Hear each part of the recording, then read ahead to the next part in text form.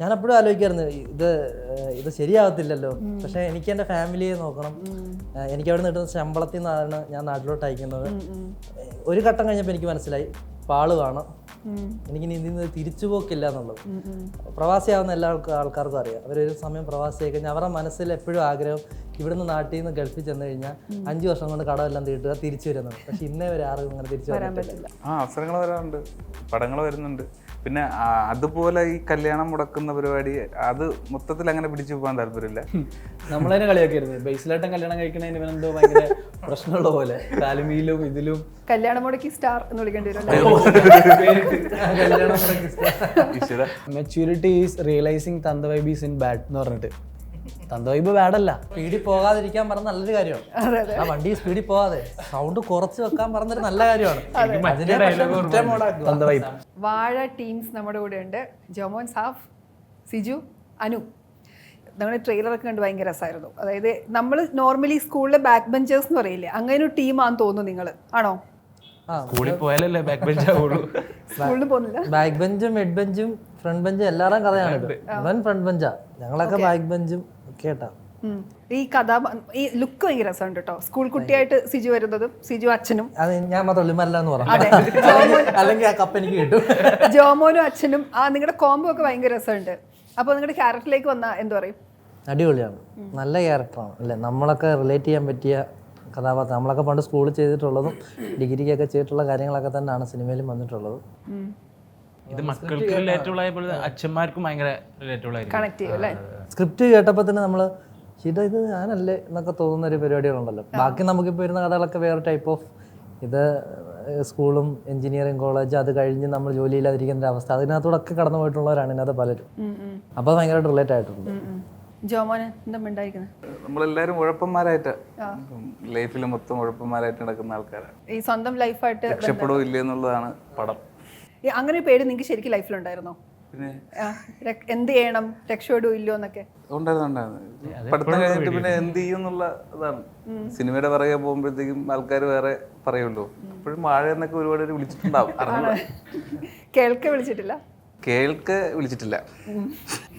പറയാൻ അവൻ എന്തൊരു സംശയം പോലെ, ഒരു ഉറപ്പില്ലാത്ത പോലെ അല്ലേ? സാഫിന്റെ ക്യാരക്ടർ കുറച്ച് ഇവരിൽ നിന്ന് കുറച്ച് ഡിഫറെന്റ് ആണെന്ന് തോന്നുന്നല്ലേ? ഇവര് ഇനിയും രണ്ടുപേരും അമിത്തും ഉണ്ട്, അനുരാജും. ഇവരുടെ ഒരു ഗ്യാങ് ആണ് പടം. അവരുടെ ഉഴപ്പന്മാരാണ്. അവരുടെ ലൈഫ് ചെറുപ്പം തൊട്ട് കോളേജ് കഴിയുന്ന വരെയുള്ള ഒരു സ്ട്രഗിൾ ആണ് ശരിക്കും ആക്ച്വലി പടം. അതിൽ പാരലലി അവരുടേത് ഓപ്പോസിറ്റ് ആയിട്ട് അവരുടെ വില്ലൻ എന്നുള്ള പോലെ നിൽക്കുന്ന ക്യാരക്ടറാണ് എൻ്റെ ക്യാരക്ടർ. അങ്ങനെ കൊടൂര വില്ലൻ പരിപാടിയല്ല, പക്ഷെ ഇവർക്ക് ഇഷ്ടമില്ലാത്ത ഒരാളാണ് ഞാൻ. അതിന് അവർക്ക് അവരുടേതായ റീസൺ ഉണ്ട്. അപ്പം അങ്ങനെ ഒരു ക്യാരക്ടറാണ് ഞാൻ ചെയ്യണത്. ഇതിൽ ഈ നസീർ ഖാനെ കാണുമ്പോഴേ ഒരു ടിപ്പിക്കൽ അച്ഛൻ, നമ്മൾ പല വീടുകളിലും കണ്ടിട്ടുള്ള ഒരു അച്ഛൻ. അപ്പൊ അവരോട് ഞാൻ ചോദിക്കായിരുന്നു, ഒരു തന്ത വൈബ് നമ്മൾ പറയുമല്ലോ, കുറച്ചൊരു 30 വയസ്സ് കഴിഞ്ഞപ്പോൾ നിങ്ങളൊക്കെ അങ്ങനെയാണല്ലോ പറയാ. അപ്പൊ അവർക്ക് ആ പേടിയായിരുന്നു അത്ര നിങ്ങളോട് ഇടപെടാൻ. കാരണം നിങ്ങൾ പറഞ്ഞ പലതും അവർക്ക് കണക്ട് ചെയ്യാൻ പറ്റുന്നില്ല. അപ്പൊ അവര് ചിലപ്പോൾ വീട്ടിലെ തെങ്ങിൽ തേങ്ങ വീണ കാര്യങ്ങളായിരിക്കും ആയിരിക്കും. നിങ്ങൾ കംപ്ലീറ്റ്ലി ഓപ്പോസിറ്റ് ആയിരിക്കും പറയാതെ. ആണോ? ഞങ്ങളിപ്പോ വണ്ടിക്കകത്ത് കൊണ്ട് വന്ന് പറയാം, ഞങ്ങൾ സ്റ്റോക്സിന്റെ മാർക്കറ്റിൽ നിന്ന് 1 മില്യൺ ആൾക്കാർ വാനിഷ് നമുക്ക് കപ്പയുടെ കണക്ക് പറയാനാണ് സെറ്റിൽ എങ്ങനെയായിരുന്നു? അടിപൊളിയായിരുന്നു. ഇവരായിട്ട് കണക്ട് ചെയ്യുന്നുണ്ടായിരുന്നു? അവരും നമുക്ക്, ഞാൻ എപ്പോഴും പറയുന്നത്, നമ്മൾ പണ്ട് ചെറുപ്പം തൊട്ടേ TV കണ്ടിട്ടുള്ളവര് അവരുടെ സ്കിറ്റും കണ്ടും വന്നവരാണ് നമ്മളെല്ലാവരും. അപ്പോൾ അവരുടെ കൂടെ അഭിനയിക്കുക, അവർ ഞങ്ങൾ അച്ഛന്മാരാകുക എന്ന് പറയുമ്പോഴത്തേക്ക് തന്നെ ഞങ്ങൾക്ക് ഭയങ്കര. വിപിൻ ചേട്ടൻ എപ്പോഴും പറയും, ഇത് 2 റീൽ ജനറേഷനാണ്. അവർ പണ്ട് TVക്കകത്ത് സ്കിറ്റ് നടത്തിയത്, ഇപ്പം ഞങ്ങൾ ഇൻസ്റ്റാഗ്രാമിൽ റീൽസ്, 2 ജനറേഷനിലുള്ള 2 റീൽസ് ആയിട്ടുള്ള ആൾക്കാരാണ്. വിപിൻ ചേട്ടൻ ഇതിനെ പറയുന്നത് അവഞ്ചേഴ്സ് യൂണിവേഴ്സ് എന്നാണ്. ആർട്ടിസ്റ്റുകളും റീൽസ് നടത്തിയൊരു വ്ളോഗേഴ്സിന്റെയും കൂടെ ഒരു കോമ്പിനേഷനാണിത്. എപ്പോഴും പറയുന്നത്. ഈ റീൽസ് ഒക്കെ ചെയ്യുന്നതിന്റെ കണ്ടന്റ് ഒക്കെ ക്രിയേറ്റ് ചെയ്യുന്നതിന്റെ എളുപ്പമുണ്ടോ അഭിനയിക്കാൻ വരുമ്പോഴേക്കും? റീൽസ് നമ്മുടെ ഇഷ്ടത്തിന് റീൽസ് നമ്മുടെ ഇഷ്ടത്തിന് നമുക്ക് എത്ര വേണേലും റീടേക്ക് എടുക്കുകയൊക്കെ ചെയ്യാം. ഇത് നമ്മളെ അഭിനയിപ്പിക്കാൻ വേണ്ടി ചുറ്റും കുറെ പേര് നിൽക്കല്ലേ, രണ്ട് എക്സ്ട്രീമാണ്. എന്നാലും ഒരു എളുപ്പം ഉണ്ടാവില്ല, ഒരു ഇൻഹിബിഷൻ ഇല്ലായ്മയൊക്കെ അങ്ങനെ തോന്നാറുണ്ടോ? അല്ല, എന്താ ഇപ്പൊ റീൽസ് എന്ന് പറയുമ്പോൾ ഞാനാണ് ഡയറക്ടറും റൈറ്ററും പ്രൊഡ്യൂസറും എല്ലാം ഞാൻ തന്നെ. അപ്പൊ എന്റെ ഫോണ് വെച്ച് ഞാൻ ചെയ്യുന്നു. ഞാൻ എപ്പോഴും റീൽസിനെ കണ്ടിട്ടുള്ളത് സിനിമയിലേക്ക് എനിക്ക് കിട്ടാനുള്ള ഒരു എൻട്രി വഴി മാത്രമാണ് ഞാൻ അതിനെ ഉപയോഗിച്ചിട്ടുള്ളത്. അല്ലാതെ ഇത് രണ്ടും ഒരുപോലാണെന്ന് എനിക്ക് ഒരിക്കലും തോന്നിയിട്ടില്ല. സിനിമയിൽ എത്തുമ്പോഴത്തേക്കും ഇവിടെ എനിക്ക് തോന്നുന്ന രീതിയിൽ ഞാൻ സൗണ്ട് കയറ്റി സംസാരിക്കും, എനിക്ക് ഓവറായിട്ട് ഞാൻ അഭിനയിക്കും. ഇപ്പോൾ ഓവറാണോ അല്ലെന്ന് ഇപ്പോൾ പടം കണ്ടിട്ട് ആൾക്കാർ പറയാം, അതല്ല. പക്ഷെ സിനിമയിലെത്തുമ്പോൾ നമ്മളെ കൺട്രോൾ ചെയ്യാൻ ആ ക്യാരക്ടർ എന്താണെന്ന് പറയാനെ കൊണ്ടും അവരൊരു പരിപാടി അതിനകത്ത് ഡയറക്ടർ ഇരുന്നിട്ട് സെറ്റ് ചെയ്യുന്നുണ്ട്. അപ്പം രണ്ടിടത്തും നല്ല വ്യത്യാസമുണ്ട്. ഞാനെപ്പോഴും അതിനൊരു എൻട്രി, ഇപ്പോൾ എൻട്രൻസ് എക്സാം എഴുതി നമ്മൾ ഇതിന് പോകുന്ന പോലാണ്. റീൽസിനെ ഞാൻ കണ്ടുള്ളതാണ്. കാരണം ഓഡീഷനൊക്കെ പോയ സമയത്ത് ഒന്നും പാളിയ സമയത്താണ് ഇങ്ങനെ പരിപാടി ഉണ്ട് എന്നാൽ ഇത് ചെയ്യാൻ തുടങ്ങുന്നതും അതിൽ നിന്ന് ഡയറക്ടർമാർ വിളിക്കുന്നത്. അത്രേ ഉള്ളൂ. ഈ ജോമോനും അങ്ങനെയാണ്, ഈ കണ്ണൻ ക്രിയേഷനിലേക്കൊക്കെ വരുമ്പോഴും സിനിമ തന്നെയായിരുന്നു മനസ്സിൽ ആയിരുന്നു. വീഡിയോ ഞാൻ ഇപ്പൊ ചെയ്യാറില്ല, നമ്മളാരും ചെയ്യാറില്ല, വല്ലപ്പോഴും മാത്രമേ ചെയ്യാറുള്ളൂ. അത് ചെയ്യാത്തതിനകത്ത് മറ്റു റീസൺ ഉണ്ട്. ഓരോ പടത്തിലും ഓരോ ലുക്കായിരിക്കും. അപ്പൊ ആ ലുക്ക് വെച്ച് നമുക്ക് റീല് ചെയ്യാന്ന് പറയുമ്പോൾ ആ ലുക്ക് പുറത്തു പോകുന്നുണ്ട്. അപ്പം നമുക്ക് ചെയ്യാൻ ആഗ്രഹമുണ്ട്, പക്ഷെ ഇങ്ങനെയുള്ള കുറെ കാര്യങ്ങളുണ്ട്. ലുക്കിന്റെ പ്രശ്നം ആ ലുക്ക് വെച്ച് നമ്മൾ റീൽ ചെയ്യുക. അവര് നമ്മൾക്ക് വേണ്ടി ഒരു ലുക്കൊക്കെ സെറ്റ് ചെയ്ത് മേക്കപ്പ് എല്ലാം ചെയ്ത് വരുമ്പോഴും നമ്മൾ അത് വെച്ച് റീൽ ചെയ്ത് അതിന് മുമ്പേ റിവീൽ ചെയ്ത് പോവല്ലോ. അതുകൊണ്ട് അങ്ങനെയൊക്കെയുള്ള കുറെ ബുദ്ധിമുട്ടുള്ളൂ. പക്ഷെ റീൽ ചെയ്തോണ്ട് എനിക്കൊക്കെ ഒരുപാട് ഉപകാരം ഉണ്ടായിട്ടുണ്ട് സിനിമയിലെത്തിയപ്പോ. ക്യാമറ ഫിയറും, കുറച്ച് ഷൈ ആയിട്ടുള്ള ആളായിരുന്നു മുന്നേ. സ്കൂളിലാണെങ്കിലും ഒക്കെ അധികം സംസാരിക്കൊന്നുമില്ല, അങ്ങനെ സൈഡിൽ കൂടെ പോണ കൈൻഡ് ഓഫ് ക്യാരക്ടർ ആയിരുന്നു. പിന്നെ ഇതൊക്കെ വീഡിയോ ഒക്കെ ചെയ്തപ്പോൾ ഓരോ ക്യാരക്ടർ ചെയ്യുമ്പോൾ നമ്മൾ കുറച്ച് എക്സ്ട്രാ എനർജി കാണിക്കേണ്ടി വന്ന് അങ്ങനെ ഒരു 1.5 വർഷത്തോളം ചെയ്തപ്പോഴത്തേക്കും ക്യാമറയും ആൾക്കാർ നോക്കി നിൽക്കണേയും ആ ഒരു ഫിയർ ഒക്കെ അങ്ങ് പോയി. അത് സിനിമയിൽ ഭയങ്കരമായിട്ട് ഹെൽപ്പ് ചെയ്തിട്ടുണ്ട്. ഇപ്പൊ ജോമനെ സംബന്ധിച്ച് ഇപ്പൊ എങ്ങനെയാ, ഇപ്പൊ ഗുരുവായൂരിലെ ക്യാരക്ടറിന് ശേഷം ഒരുപാട് പേര് സംസാരിക്കുന്നുണ്ടല്ലോ അല്ലെ, അതിലെ പർട്ടിക്കുലർ സീനുകളെ കുറിച്ചൊക്കെ ആൾക്കാർ പറയുന്നുണ്ട്. അതിനുശേഷം ഈ വരുന്ന അവസരങ്ങളിൽ മാറ്റമുണ്ടോ? അവസരങ്ങൾ വരാറുണ്ട്, പടങ്ങൾ വരുന്നുണ്ട്. പിന്നെ അതുപോലെ ഈ കല്യാണം മുടക്കുന്ന പരിപാടി അത് മൊത്തത്തിൽ അങ്ങനെ പിടിച്ചു പോകാൻ താല്പര്യമില്ല. മാറ്റി മാറ്റി അങ്ങനെ വന്നു. പിന്നെ അങ്ങനെയാണ് പരിപാടികൾ ഇതുപോലെ കല്യാണം മുടക്കലും മരണ വീട്ടിൽ ബഹളം ഉണ്ടാക്കുന്ന പരിപാടിയൊക്കെ വന്നപ്പോഴത്തേക്ക് നമ്മളതിനെ കളിയാക്കിയിരുന്നു. ബേസിലായിട്ടും കല്യാണം കഴിക്കണതിന് ഇവനെന്തോ ഭയങ്കര പ്രശ്നമുള്ള പോലെ കാലുമീലും ഇതിലും. ശരിയാണല്ലോ, കല്യാണം മുടക്കാൻ നടക്കും. കല്യാണം മുടക്കി സ്റ്റാർ എന്ന് വിളിക്കേണ്ടി പേരിട്ട് ഈ ഇതിലിപ്പോൾ ഈ പറഞ്ഞ പോലെ ഈ ട്രെയിലർ കാണുമ്പോഴേ നിങ്ങളുടെ ഒരു സ്കൂൾ ലൈഫ് ഇങ്ങനെ ആയിരിക്കുമോ? ഒരുപക്ഷെ ഒരു 80s ഉള്ളവരുടെ സ്കൂൾ ലൈഫ് ഇങ്ങനെയൊക്കെ തന്നെയാണ്. ഇപ്പോൾ ഈ ഡസ്റ്ററിയ ചോക്കറിയ അല്ലെങ്കിൽ ഒരു പെൺകുട്ടിയുടെ ഇഷ്ടം നോക്കി പുറകെ കിടക്കുക. പക്ഷെ ഇപ്പൊ കുറച്ചൊരു മാറ്റം ഉണ്ടല്ലോ. അപ്പൊ നിങ്ങളുടെ കുറച്ച് പരിപാടികളൊക്കെ ഈ റീൽസ് നമ്മൾ ഈ സോഷ്യൽ മീഡിയ ഇത്ര ആക്റ്റീവ് ആകുന്നതിന് മുമ്പൊരു കാലഘട്ടത്തിലാണ് ഞങ്ങൾ. ആ സമയത്തൊന്നും ഇല്ല. ഫേസ്ബുക്ക് ഒക്കെ ഉണ്ട്, മറ്റേ 10 MB റീചാർജ് ചെയ്ത് മറ്റേ റീഫ്രഷ് 10 പ്രാവശ്യം അടിക്കുമ്പോൾ മെസ്സേജ് വന്നിട്ടുണ്ട്. ആ ഒരു സമയത്തുണ്ടല്ലോ നമ്മളൊരാൾക്ക് ഹായ് അയച്ചാൽ പെൺകുട്ടി തിരിച്ച് നമുക്കൊരു ഹായ് അടിക്കണമെങ്കിൽ നമ്മൾ മറ്റേ റീഫ്രഷ് അടിച്ച് നോക്കി സ്വൈപ്പ് ചെയ്ത് ആ ഒരു സമയത്താണ്. അപ്പം ഇതിന്റെ പല നമ്മൾ ബെഞ്ചിലും ഡെസ്കിലും എഴുതുക, ബെഞ്ച് അടിച്ച് മാറ്റി അപ്പുറത്തെ ക്ലാസ്സിൽ കൊണ്ടുവരിക, ഡസ്റ്റർ കൊണ്ടുവരിക, മറ്റേ സാറിൻ്റെ മറ്റേ ഗുഡ് സർട്ടിഫിക്കറ്റ് കിട്ടും കമ്പ് വെട്ടിക്കൊണ്ടുവരിക. അതൊക്കെ ചെയ്തിട്ടുള്ളവരൊക്കെ തന്നെയാണ് ഈ പരിപാടികളൊക്കെ നിങ്ങൾക്ക്. ഓ തീർച്ചയായിട്ടും ഇതെല്ലാം ഉണ്ട്. ഇതെല്ലാം ടൂറിന് എല്ലാ പരിപാടികളും ഉണ്ട്. പക്ഷെ അന്ന് നമുക്ക് സോഷ്യൽ മീഡിയ ഇത്ര ഇല്ലായിരുന്നു. സോഷ്യൽ മീഡിയ പരിപാടികളൊന്നും ഇല്ല. അന്ന് സോഷ്യൽ മീഡിയ ഉണ്ടാകുന്ന ഇത് പലതും പുറത്തു വന്നത്. ഇപ്പൊ നിങ്ങളുടെയൊക്കെ വീടുകളിലെ പേരൻസ് എങ്ങനെയാ? ഇതിൽ കാണുന്ന പോലെ നസീർ ഖാനൊക്കെ പോലെയാണോ, അല്ലെങ്കിൽ കുറച്ചുകൂടി ഓപ്പൺ ആയിരുന്നു? എങ്ങനെയായിരുന്നു? എന്റെ അച്ഛൻ നമ്മുടെ കാണാനും നോബിച്ചിന്റെ പോലെ തന്നെയാണ്, പുള്ളിയെ പോലെ ചില്ലാണ്. എനിക്ക് പക്ഷെ ചില സമയത്ത് പുള്ളി സംസാരിക്കുന്ന പോലെയൊക്കെ ഫീൽ ആയിട്ടുണ്ട്. അച്ഛന്റെ സെയിം സ്വഭാവം പടത്തിൽ ക്യാരക്ടർ. എങ്ങനെയുണ്ടായിരുന്നു? എൻ്റെ പേരൻസ്, എൻ്റെ പപ്പ ബേസിക്കലി സൗദിയിലായിരുന്നു. അപ്പം പുള്ളിയുടെ ലേബർ വിസയിലായിരുന്നു ജോലി ചെയ്തിട്ടുണ്ട്. അപ്പോൾ പുള്ളിക്കൊരാഗ്രഹം ഉണ്ടായിരുന്നു എന്നെ അവിടെ തന്നെ, പപ്പ അവിടെ ജോലി ചെയ്തുകൊണ്ടിരിക്കുമ്പോൾ തന്നെ എൻ്റെ പ്രായത്തിലുള്ളവരൊക്കെ അവിടെ എഞ്ചിനീയേഴ്സ് ആയിട്ടൊക്കെ, അങ്ങനെ പപ്പയുടെ ആഗ്രഹമായിരുന്നു എന്നെ ഒരു എഞ്ചിനീയർ ആക്കണം എന്നുള്ളത്. അങ്ങനെ അപ്പോൾ അങ്ങനെ ഞാൻ എഞ്ചിനീയറായി. പക്ഷേ ബേസിക്കലി എനിക്ക് അതിനോട് വലിയ, പക്ഷെ പപ്പയുടെ ഒരു ആഗ്രഹം പിന്നെ അമ്മയുടെ ഒരു ആഗ്രഹം, അവരെപ്പോഴും അതാണല്ലോ നോക്കുന്നത്. കാരണം ഞാൻ പത്തനംതിട്ട എന്ന് പറഞ്ഞ സ്ഥലത്തു നിന്നായിരുന്നു. അവർക്ക് ഈ സിനിമ എന്ന് പറയുന്നത് എന്താണെന്നോ ഒരു വലിയ കാര്യങ്ങളൊന്നും അറിയത്തില്ല. ഇത് കുറേ പേർക്ക് മാത്രമേ ഇത് പറ്റത്തുള്ളൂ, ഇവിടുന്ന് അങ്ങനെ പറ്റത്തില്ലെന്നൊക്കെയുള്ള ഫീലൊക്കെ ഉണ്ടായിരുന്നു. അപ്പോൾ അവരെ സംബന്ധിച്ച് സർക്കാർ ജോലി, എന്നെ കൊണ്ട് PSC അതൊക്കെ ചെയ്യിപ്പിക്കുന്നുണ്ടായിരുന്നു. അതൊക്കെ നോക്കിക്കുന്നുണ്ട്. പക്ഷെ അതൊന്നും അവരും എൻ്റെ ഒരു ഭാവി എന്നുള്ള രീതിയിലായിരിക്കുമല്ലോ. പക്ഷെ ഒരു ഘട്ടത്തിൽ ഞാൻ പറഞ്ഞു എന്നെ കൊണ്ട് പറ്റത്തില്ല, എൻ വഴി തനി വഴി. അപ്പം തൊട്ടാണ് എനിക്ക് പല കാര്യങ്ങളും പ്രശ്നങ്ങളും തുടങ്ങും. നമ്മൾ നമ്മുടേതായ ഡിസിഷനുകൾ എടുക്കുമ്പോഴാണ് അതുവരെ ഉണ്ടായിരുന്ന പല കാര്യങ്ങളും നമ്മളെ നിന്ന് പോകും.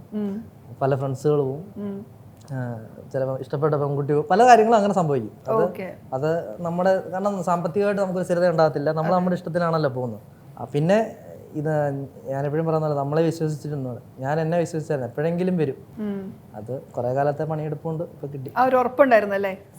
ഞാൻ പറഞ്ഞു നമ്മള് ചിലപ്പോൾ 2 പടം കഴിഞ്ഞപ്പോ പറ്റത്തില്ല എന്ന് ആൾക്കാർ പറയത്തില്ലേ, എന്നെ കൊണ്ട് പറ്റത്തില്ല എന്ന് പറയുവാണെങ്കിൽ ഞാൻ വേറൊരു ഓപ്ഷൻ എടുത്തേ. കാരണം ഞാൻ ഞാൻ ആഗ്രഹിച്ച ആഗ്രഹത്തിന് വേണ്ടി ഞാൻ കുറെ പണിയെടുത്തിട്ട് ഞാൻ അത് ഒന്ന് ട്രൈ ചെയ്തു, എന്നിട്ട് ഞാൻ തോറ്റുപോയി കഴിഞ്ഞാൽ ഓക്കെ. ഒന്നും ചെയ്യാതെ ഞാൻ എന്തോ രോമാഞ്ചമാണ് എനിക്കത് ബ്രേക്ക് ആവുന്നു. ഇപ്പം പൃഥ്വി തന്നെ അന്ന് പറയുന്നുണ്ടായിരുന്നല്ലോ, അതായത് അവരുടെ ഒരു ജനറേഷനിലെ ആളുകൾ ഇപ്പോൾ പണ്ടത്തെ കഷ്ടപ്പാടിൻ്റെ ഓരോ സെറ്റിൽ കയറി ഇറങ്ങിയതിൻ്റെ കഥ പറയുമ്പം ഇപ്പോഴത്തെ ജനറേഷൻ ചിലപ്പോൾ ഒരു പക്ഷേ സിജുവിൻ്റെ കഥ പറഞ്ഞേക്കാം. കാരണം സിനിമ ഇഷ്ടപ്പെട്ട് അതിനുവേണ്ടി പ്രയത്നിച്ച് സ്വന്തമായിട്ട് എന്തൊക്കെ ചെയ്യാൻ പറ്റി ചെയ്തു വന്നു അല്ലേ. അപ്പം നിങ്ങളുടെയൊക്കെ കാര്യം പറഞ്ഞാലും ഉള്ളിൽ ഇങ്ങനെ ഒരു എന്തെങ്കിലും എക്സിബിറ്റ് ചെയ്യുക, അങ്ങനെ ഒരു ആർട്ടുള്ള ആളുകളൊക്കെ ഇപ്പം ഈ സോഷ്യൽ മീഡിയ എന്നുള്ളത് ഭയങ്കരമായിട്ട് ഹെൽപ്പ് ചെയ്യുന്നില്ലേ? പക്ഷേ ഞാനും ഇപ്പം ഞങ്ങൾ ഒരുമിച്ച് റീൽ ചെയ്തൊന്നും എനിക്ക് സിനിമ ഒരു ഹോപ്പ് ഉണ്ടായിരുന്നില്ല. കാരണം ഞാൻ വിചാരിച്ചുകൊണ്ടിരുന്നത് അത് ഒരിക്കലും നമുക്ക് കിട്ടൂല, വേറെ എവിടെയോ ആണ്, നമുക്ക് എത്തിപ്പിടിക്കാൻ പറ്റാത്തൊരു ഫീൽഡാന്നുള്ള മൂഡിലാണ് ഞാൻ വീഡിയോ ചെയ്തത്. ഞാൻ വീഡിയോ ചെയ്ത എപ്പോഴും ചെയ്യണ ആ ഒരു വീഡിയോ ക്രിയേഷൻ വൈൻ വീഡിയോസിൽ ഏറ്റവും ടോപ്പ് ലെവലിൽ എത്തണം എന്നുള്ളൊരു മൂഡിലാണ് ഞാൻ വീഡിയോ ചെയ്തുകൊണ്ടിരുന്നത്. ഒരു മൊമെന്റ് വെച്ചിട്ടാണ് ഇങ്ങനെ ADJ റോഹിത് ചേട്ടനൊക്കെ ഫിലിമിലേക്ക് വിളിക്കണേ. അപ്പൊ റീസെന്റ് ആണ് എനിക്ക് ആ ഒരു അതിന്റെ ട്രിപ്പ് കിട്ടിയത്. സിനിമ അങ്ങനെ സിനിമ മനസ്സിലുണ്ടായിരുന്നില്ല. ഞാൻ വിചാരിച്ചിരുന്നത് എപ്പോഴെങ്കിലും ഒക്കെ ആരെങ്കിലും ഒക്കെ സിനിമ കാണുന്ന എല്ലാവരുടെ ഉള്ളിൽ ഉണ്ടാവുമല്ലോ സിനിമയിലൊന്ന് തല കാണിക്കണം, ചെറിയ ചെറിയ ആഗ്രഹങ്ങളാണ്. ഇപ്പൊ സിജു സിനിമക്ക് വേണ്ടിയാണ് റീൽ ചെയ്തത്, ജോമോൻ സിനിമയിൽ എത്താൻ വേണ്ടിയാണ്. പക്ഷെ ഞങ്ങളെ സംബന്ധിച്ചിട്ട് അങ്ങനല്ല, ഞങ്ങള് ഏറ്റവും ബെസ്റ്റ് ആയിട്ട് വീഡിയോസ് ചെയ്യാന്നുള്ള മൂഡിൽ മാത്രമേ ചെയ്തത്. സിനിമയിൽ എത്തി. ഇപ്പൊ വാഴയിലേക്ക് വരികയാണെങ്കിലേ വിപിൻ ചേട്ടൻ പറയായിരുന്നു ജയഹയ്ക്ക് മുമ്പ് എഴുതിയ സിനിമയാണ്. അപ്പം ജയഹ ഒരു സ്ത്രീയുടെ പെർസ്പെക്റ്റീവ് ആണെങ്കിൽ ഇത് നേരെ തിരിച്ചാണെന്ന്. അപ്പം നമ്മൾ പലരും പറയാറുണ്ടല്ലോ, അപ്പോൾ സ്ത്രീകൾ നേരിടുന്ന അത്രയും ബുദ്ധിമുട്ട് നിങ്ങൾക്കില്ല, അല്ലെങ്കിൽ ആണുങ്ങൾക്കില്ല, ആൺകുട്ടികൾക്കില്ല എന്നൊക്കെ. പക്ഷെ നിങ്ങൾക്ക് ലൈഫിൽ തോന്നിയിട്ടുള്ള അഡ്രസ്സ് ചെയ്യപ്പെടാതെ പോയ അങ്ങനത്തെ പ്രശ്നങ്ങളുണ്ടോ? തീർച്ചയായിട്ടും എനിക്കുണ്ടായിട്ടുണ്ട്. മീൻസ് വെച്ചാൽ ഞാൻ 18-20 വയസ്സ് ഡിഗ്രി കംപ്ലീറ്റ് ആക്കുന്നു. കംപ്ലീറ്റ് ആക്കിയതിന് ശേഷം പാസ്പോർട്ട് എടുക്കും. 18ാമത്തെ വയസ്സ് എന്നെ കൊണ്ട് ഫാമിലി, അതൊരു ആചാരമാണ്. കൃത്യം 18ാമത്തെ വയസ്സിൽ അവർ പാസ്പോർട്ട് എടുത്ത് തരുന്നുണ്ട്. അവിടെ തൊട്ടേ അവർ പ്ലാനിങ് തുടങ്ങി. എൻ്റെ പ്ലാനിങ് അല്ല, എൻ്റെ ഫാമിലിയുടെ ആണെങ്കിലും ഈ ഓൾമോസ്റ്റ് എല്ലാ ആൾക്കാർക്കും 18ാമത്തെ വയസ്സിൽ പാസ്പോർട്ട് എടുക്കും. പാസ്പോർട്ട് എടുത്തു കഴിഞ്ഞാൽ അവരുടെ പ്ലാനിങ് ആണ്, അവൻ ഇത്രാമത്തെ വയസ്സിൽ ഗൾഫിൽ പോകണം, അല്ലെങ്കിൽ ഒരു സ്ഥലത്ത് പോകണം, അവിടെ പോകും. അത് ഓൾറെഡി പ്ലാൻ. പിന്നെ നമ്മൾ ആ പ്ലാനിങ്ങിനകത്തൂടെ അങ്ങ് ജീവിക്കണം ആണ്. അതെ, തീർച്ചയായിട്ടും. കാരണം ഞാൻ 18ാമത്തെ വയസ്സ് കഴിയുന്നു, പാസ്പോർട്ട് എടുപ്പിക്കുന്നു, എൻ്റെ ഡിഗ്രി കംപ്ലീറ്റ് ആക്കുന്നു, 1 വർഷം ഞാൻ നാട്ടിയിരിക്കുന്നു. ഉടനെ തന്നെ ഞാൻ 20-22 വയസ്സിലോട്ട് ഗൾഫിലെത്തുമ്പം എൻ്റെ ഫ്രണ്ട് തമ്പിച്ചാനാണ്, 60 വയസ്സുള്ള തമ്പിച്ചാനും ശ്രീലങ്കക്കാരൻ ചാൾസ് എന്ന് പറഞ്ഞൊരു അങ്കിളും ഒക്കെയാണ് എൻ്റെ ഫ്രണ്ട്സ്, എൻ്റെ റൂംമേറ്റ്സ് അവരാണ്. ഈ സമയത്ത് നാട്ടിലെ എൻ്റെ ഫ്രണ്ട്സ് അവരുടെ പ്രായത്തിലുള്ളവരുമായിട്ട് വൈബ് ചെയ്യുന്ന സമയത്ത് ഞാൻ അവിടെ എൻ്റെ കോമഡി അവർക്കും അറിയത്തില്ല, അവരുടെ കോമഡി എനിക്കും അറിയത്തില്ല. അങ്ങനെ ഒരു കാലഘട്ടത്തിലാണ് ഞാൻ സൗദി നിൽക്കുന്നത്. അപ്പം ഞാൻ എപ്പോഴും ആലോചിക്കായിരുന്നു ഇത് ശരിയാവത്തില്ലല്ലോ. പക്ഷെ എനിക്ക് എൻ്റെ ഫാമിലിയെ നോക്കണം, എനിക്ക് അവിടെ നിന്ന് കിട്ടുന്ന ശമ്പളത്തിൽ നിന്നാണ് ഞാൻ നാട്ടിലോട്ട് അയക്കുന്നത്. ഒരു ഘട്ടം കഴിഞ്ഞപ്പോൾ എനിക്ക് മനസ്സിലായി പാളുവാണ്, എനിക്ക് ഇതിന് തിരിച്ചുപോക്കില്ല എന്നുള്ളത്. പ്രവാസിയാവുന്ന എല്ലാ ആൾക്കാർക്കും അറിയാം. അവരൊരു സമയം പ്രവാസിയായി കഴിഞ്ഞാൽ അവരുടെ മനസ്സിൽ എപ്പോഴും ആഗ്രഹം ഇവിടുന്ന് നാട്ടിൽ നിന്ന് ഗൾഫിൽ ചെന്ന് കഴിഞ്ഞാൽ 5 വർഷം കൊണ്ട് കടമെല്ലാം തീട്ടുക, തിരിച്ചു വരുന്നത്. പക്ഷെ ഇന്നേ വരെ ആരും അങ്ങനെ തിരിച്ചു വന്നിട്ടില്ല. പിന്നെ അവർക്ക് പ്രാരാബ്ദങ്ങൾ കൂടത്തേ ഉള്ളൂ. പക്ഷെ ഞാനൊരു 1.5 വർഷമായപ്പോൾ എനിക്ക് മനസ്സിലായി ഇപ്പം പോയാൽ നീ രക്ഷപ്പെടും. മീൻസ് എന്ന് വെച്ചാൽ ഞാൻ മാനസികമായിട്ട് ഞാൻ അങ്ങനെ ഓടി തിരിച്ചു കയറിയാണ്. തിരിച്ചു കയറി ഞാൻ എൻ്റെ ഇഷ്ടത്തിന് പോയി. അതിൻ്റെയൊക്കെ ഭയങ്കര പ്രശ്നങ്ങൾ നടന്നിട്ടുണ്ട്. പക്ഷേ എവിടെയോ ഒന്ന് വിജയിക്കാൻ പറ്റി, അത് അവരെല്ലാവരും അക്സെപ്റ്റ് ചെയ്തു. ഞാനതാണ് എപ്പോഴും പറയുന്നത്, നമ്മൾ ബോയ്സിന് ഒരു പ്രശ്നമുണ്ട്, നമ്മുടെ ഫാമിലിയുടെ ഒരു കട അല്ല, എല്ലാവർക്കും ഉണ്ട്, ബാധ്യത കുറച്ച് കൂടുതലാണെന്ന് എനിക്ക് പലപ്പോഴും തോന്നിയിട്ടുണ്ട്. കാരണം അവരുടെ ഫാമിലി പരമായിട്ടുണ്ടാകുന്ന കടങ്ങളൊക്കെ ആണെങ്കിലും ഒരു 20ാമത്തെ വയസ്സ് തൊട്ട് ഇനി നീ ഇതാണ് വീട്ടേണ്ടതെന്നുള്ളൊരു ഒരു ഇതുണ്ടാകുന്നുണ്ട്. അത് വുമൻസിനും ഉണ്ടായിട്ടുണ്ട്. പക്ഷെ എനിക്കൊന്ന് മേജറായിട്ട് ആൺകുട്ടികൾക്കായിരിക്കണം എന്ന് തോന്നിയിട്ടുണ്ട്. അത് അങ്ങനെയൊക്കെയുള്ള കുറെ ഇതൊക്കെ ഉണ്ടല്ലോ. അതെ, ഇതിപ്പോ നമ്മൾ ട്രെയിലറൊക്കെ തമാശയാണെങ്കിലും ഇതൊരു സീരിയസ് വിഷയമാണ്. ഇപ്പൊ പ്രത്യേകിച്ച് നിങ്ങൾക്ക് ഇങ്ങനെ ഒരു വൾണറബിൾ ആവുക എന്നുള്ളതൊക്കെ ബുദ്ധിമുട്ടല്ലേ അല്ലേ? ഇപ്പൊ നിങ്ങൾക്ക് ഒരു ഇമോഷനുണ്ട്, അത് കാണിക്കാൻ പറ്റില്ല. ഈ പറഞ്ഞല്ലേ വീട്ടിലെ കടങ്ങളൊക്കെ നമ്മൾ ചുമലേറ്റുണ്ട്, അല്ലെങ്കിൽ നമ്മൾ പിന്നെ അവരെ നോക്കേണ്ടത് നമ്മളായി മാറുന്നു അല്ലേ? അങ്ങനത്തെ അപ്പം ആ രീതിയിൽ കൂടി ഈ സിനിമ കാണണം എന്നായിരുന്നു എൻ്റെ റൈറ്ററൊക്കെ സംസാരിച്ചുകൊണ്ടിരുന്നത്. അതിൽ ഇപ്പൊ ആദ്യം ഞാൻ ചോദിച്ചു പോലെ നിങ്ങൾ തന്ത വൈബ് എന്ന് പറയുന്ന പോലെ എന്തിനാ 30 വയസ്സ് കഴിഞ്ഞൊക്കെ നിങ്ങൾ തന്ത വൈബ് എന്ന് വിളിക്കുന്നത്? ഭയങ്കര മോശമല്ലേ അത്? ഇവരുടെ വീഡിയോ ഞാൻ ഇടയ്ക്കിടയ്ക്ക് കണ്ടിട്ടുണ്ട്. പഴയൊരു പാട്ടിട്ട തന്ത വൈബ്, പതുക്കെ പോകാൻ പറഞ്ഞ തന്ത വൈബ്, എന്താണോ അത്? അത് ആക്ച്വലി നമ്മൾ കസിൻസ് എല്ലാവരും, ഇത് ഞങ്ങൾ ഇത്ര ഡീപ്പായിട്ട് ചിന്തിച്ച് ആലോചിച്ചൊന്നുമല്ല, ഞങ്ങൾ കസിൻസിന്റെ ഇടയിൽ പറയുന്ന ഒരു വാക്കാണ്. അതായത് ഇപ്പൊ ഒരു ട്രിപ്പ് പോകുമ്പോ അത് മുടക്കുക, അങ്ങനത്തെ കുറച്ച് പരിപാടികളുണ്ടല്ലോ. അപ്പൊ വെറുതെ കാശില് അവരെ ഒന്ന് എന്താ പറയാ റോസ്റ്റ് ചെയ്യാൻ വേണ്ടി വിളിക്കുന്നത്. ഗൾഫിൽ നിന്ന് ഒരു ലീവിന് വരും, എല്ലാരും കൂടെ ഒരുമിച്ചൊക്കെ വരിക. അപ്പൊ ആകെ 10-12 ദിവസമുള്ള, അപ്പൊ വീട്ടിൽ തന്നെ ഇരിക്കും, പുറത്തു പോകാതെ. അപ്പൊ എല്ലാരും കളിയാക്കാം, അയ്യേ ഗൾഫിൽ ഇവര് പരിചയപ്പെടുന്നതും കൂട്ടുകാരും ഈ തമ്പിച്ചായനും ചാൾസങ്ങളും ഒക്കെയാണ്. അവരുടെ ഫ്രണ്ട്സ് അവരാണ്, മനസ്സിലായോ? അപ്പൊ അവരോടൊക്കെ കാര്യം പറഞ്ഞ് നമ്മളും മറ്റേ വീട്ടിലൊക്കെ കുറിച്ചപ്പോ ആ ഒരു മോഡാവും, കാരണം വേറെ ആരും ഇല്ലല്ലോ. പക്ഷെ ആ പ്രയോഗം വന്നതിന് ശേഷം ഉണ്ടല്ലോ, ഇപ്പം നമ്മളൊരു 80s ഒരു പാട്ട് ഇട്ടെന്ന് വെച്ചോ, ആ പാട്ടിന്റെ ക്വാളിറ്റി ഒന്നും എല്ലാ ആൾക്കാർ പറയാം, ഓ അത് തന്ത വൈബ്. എന്താ ഇപ്പൊ അറ്റ്ലീസ്റ്റ് അറബിക്കടലോരം പോലും ഇടാൻ പറ്റില്ല, അതിനിപ്പോൾ ഇത് തന്നെയാണ് പറയാ. റീസെന്റ് ഒരു ടാഗ് ഇങ്ങനെ കണ്ടിരുന്നു, എന്താ മെച്യൂരിറ്റി ഈസ് റിയലൈസിങ് തന്ത വൈബ് ഈസ് ഇൻ ബാഡ് എന്ന് പറഞ്ഞിട്ട്. തന്ത വൈബ് ബാഡല്ല, അത് നല്ലതാണ്, അതൊരു ഡിവൈൻ സംഭവമായിട്ട്. അത് വേറൊരു ആംഗിൾ നോക്കിയാൽ മെച്യൂരിറ്റി ആണ്, അങ്ങനെ പറയാം. ആണല്ലേ, സ്പീഡിൽ പോകാതിരിക്കാൻ പറഞ്ഞ നല്ലൊരു കാര്യമാണ്. ആ വണ്ടി സ്പീഡിൽ പോകാതെ സൗണ്ട് കുറച്ച് വെക്കാൻ പറഞ്ഞൊരു നല്ല കാര്യമാണ്. അതിനെ പക്ഷെ മറ്റേ മോഡാക്കുക. അല്ല, നമ്മൾ വണ്ടിയിൽ എന്തിനാ, അതാണ് ഞാൻ പറഞ്ഞത്, നമ്മൾ വണ്ടി പുറത്തോട്ടോ എന്ന് പറയുന്നതല്ലേ ഉള്ളൂ. അത് പക്ഷെ അവര് മറ്റൊരു മോഡാക്കുന്നുള്ളൂ. നിങ്ങളിപ്പോ ഈ തന്തവൈബിൽ പെടാതിരിക്കാൻ സൂക്ഷിക്കാറുണ്ടോ? ഇല്ല, അത് നമ്മൾ എന്തായാലും പെടും. പിന്നെ തന്തവൈബ സമ്മതിച്ചേക്കും, പിന്നെ ഇനിയിപ്പോ തന്തവൈബ് നല്ലതാ. നിങ്ങൾ ജോമോൻ സെറ്റിൽ ഇങ്ങനെയാണോ, ഒന്നും മിണ്ടത്തില്ലേ? നമ്മുടെ സർക്കിളിൽ എത്തുമ്പോൾ ഓണാണ്. ഓണാണ്.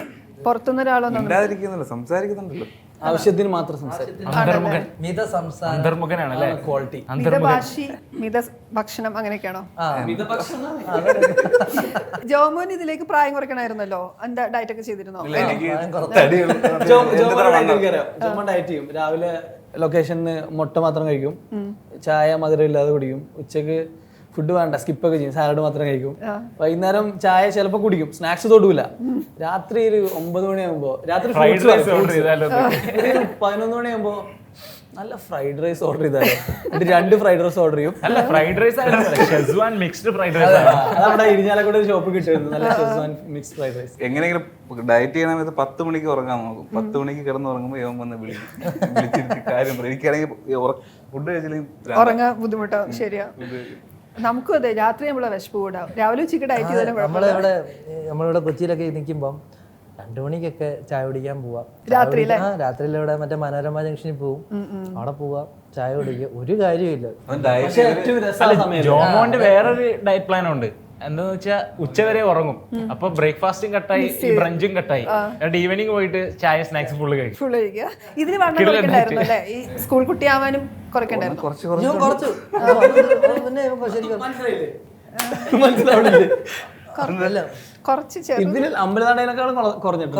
ശരി, അതിനേക്കാൾ കുറഞ്ഞിട്ടുണ്ട്.